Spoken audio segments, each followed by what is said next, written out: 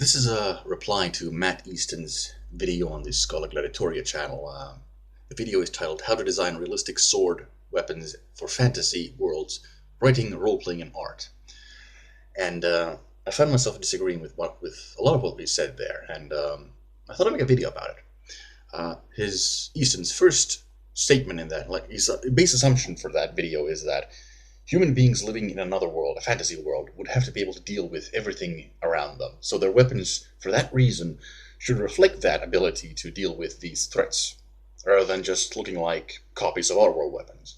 And I find myself disagreeing with that on multiple levels. First of all, in the real world, that's not true.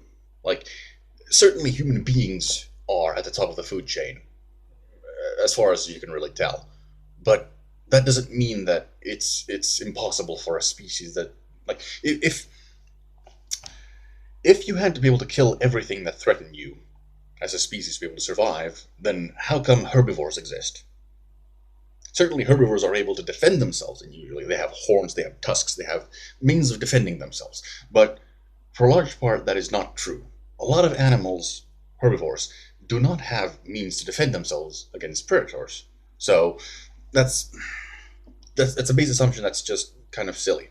But even when you get into more of why that is a bad idea for a fantasy world, you have to consider the idea that a lot of great fantasy worlds are based not on that assumption, but on the assumption there is a threat which cannot be dealt with in any means, really.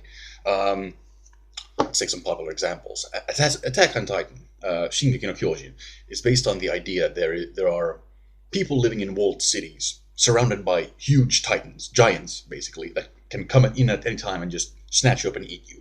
So human beings have to hide away and cower before these monsters. And there's these special forces people who have really well-designed weapons, have these weapons which allow them to fight. But the premise of the show is that usually, even when these people try to fight back, they die. They die horribly. They get ripped apart and eaten. It's that sort of gruesome world really made it stand out as a story, as a fantasy world. So certainly, as the story progresses, they become able to better fight against those titans. But as the premise, it is that you can't really fight those titans. So that already proves kind of Easton's idea wrong. But there's of course more examples like Lovecraft. In Lovecraftian mythos, there's most of the things that come from the Lovecraftian mythos can't be dealt with by human beings. You just can't deal with them. If you try to fight them, you'll probably just get wounded in a way which is difficult to discern. You'll go crazy, so you'll end up killing yourself or worse. So just the idea that all the weapons in the world should be able to, the idea that people should be able to deal with all the enemies in that world is a bad idea, bad base premise for a world. So if you start designing a fantasy world, don't start with that, because it's not true in our world, and it's not true in a lot of good fantasy worlds either. Let's see other points I had. So why would the weapons look the same way they do in our world? Well, for starters, human beings are human beings, which means we are probably going to spend most of our time fighting each other. That's just the way we are. We are very malcontent and warlike, and every word like that under the sun.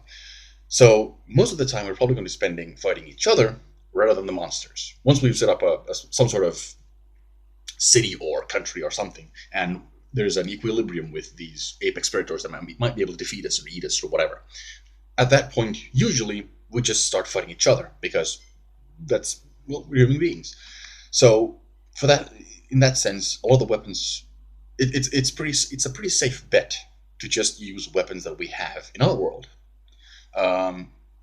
He raised examples Matt Easton raised the idea that human beings will band together to fight off external threats, which I think it's a very romanticized idea, which isn't really true.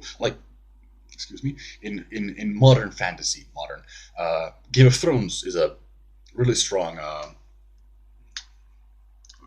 is in very strong opposition to that idea.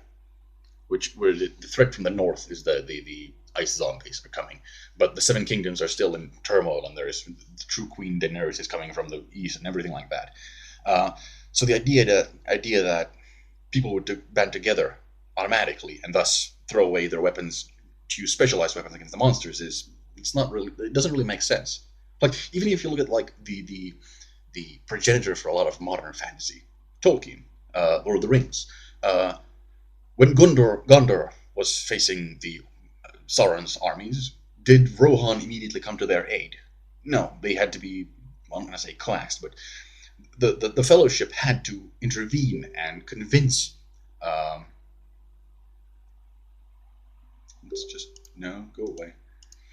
Had to convince King Theoden to help Gondor, even though in the past Gondor had not come to Rohan's aid.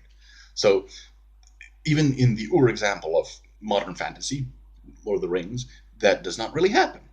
So a lot of the time there's going to be friction between human beings more than there's going to be friction with external threats. So it's pretty safe to assume that the weapon's going to look the same way they do in our world. Later on in the video, he also suggests the idea that, if you're traveling on the road and you face a pair of ogres and you need to, because they're trying to rob you or something, that you would have to have weapons to fight them. And if you think about ogres as they're usually portrayed, they're very large and very strong. So if you are a lone traveler with, say, a backpack, you would not be able to defeat them unless you have magic or superpowers or something like that. Like, if you think about the real world, you can't really level up to the extent that you will be able to defeat an elephant on your own without a gun or something. Like, if you have a spear, are you going to run up against a fucking elephant? If we think about what we know about prehistoric hunting, for example, against mammoths and other megafauna, usually what human beings would do would be they would either set up traps for them to fall down into, because large megafauna do not really take well to jumping and falling down great heights. In the same way that a cat, which is very small, can jump from the roof and be fine, a human being really can't, because the square cube law. Or alternatively, human beings will gang up and have spears and, use tactics and group work to defeat something like that. So the idea that a traveler would have some sort of cleaver sword that will be able to cut through an ogre's skin doesn't really make sense. Like,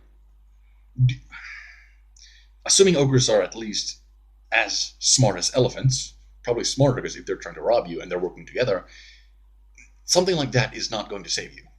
At best, you would have something like a javelin, or a smoke bomb, or a bola, a chain you can throw around their feet to entangle them and so you can run away. There's no point in trying to kill something that big which is trying to attack you. Like, equivalent threat in our world would be a bear. How many people would be able to defeat a bear without a gun? It doesn't really make sense.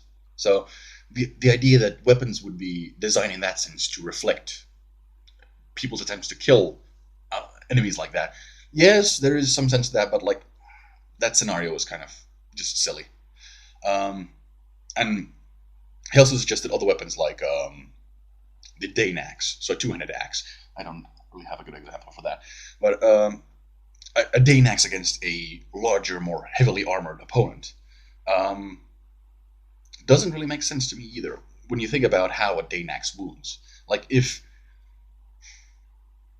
in teamwork, if you had, say, 3 people working together and they had, let's say, halberds, and 2 of them move with the spikes on top to disable and immobilize the target. What was I thinking? Disimmobilize. That's a weird word. To immobilize and disable the target. The third would be able to use perhaps the axe to finish them off. Certainly, but as a one-on-one weapon, it doesn't really make sense in my opinion. And then he raised the idea that a montante, or a greatsword, or a two-handed Zweihander would be a good weapon, which I don't agree with at all. Montante works because it's on the heavy side for a human being. So in a, let's say, a one-on-one situation, it's so heavy in motion when you use it that someone trying to block you will not be able to. Like, if you have a huge fucking sword, and you hit them really hard, they will not be able to guard against it reasonably well. This is a little bit small. This is an English two-hand sword, windlass. So this isn't really a montante, but it's the only sword I have. So the idea is that it's heavy enough that it blows through a guard. Okay, but that doesn't necessarily mean that it's a better cutter than let's take this, a two-handed sword. It doesn't, just because it's bigger does not necessarily mean it's a better cutter, because the further up you go along the blade, the more difficult it becomes to exert force, because the lever that is your handle relative to the length of the sword becomes worse for you. So putting strength through the sword, the further out you cut, is difficult. And also, because it's longer, it has more inertia. And I'm not going to say resistance, but inertia. Getting it to accelerate is more difficult.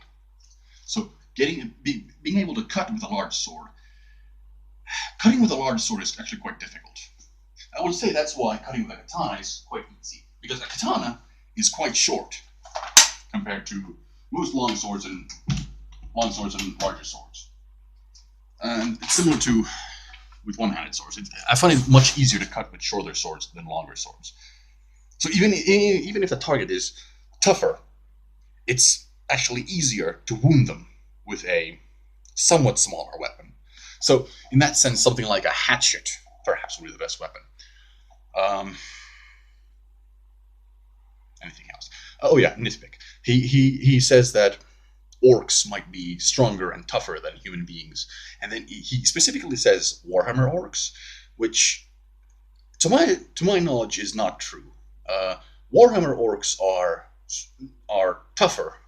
Human beings are 3, and Warhammer orcs are 4 toughness. But as far as strength goes, human beings are 3 and orcs are 3. So human beings are just as strong. So that's just a nitpick. That was a rambly video, but I think it's a good first start. Thanks.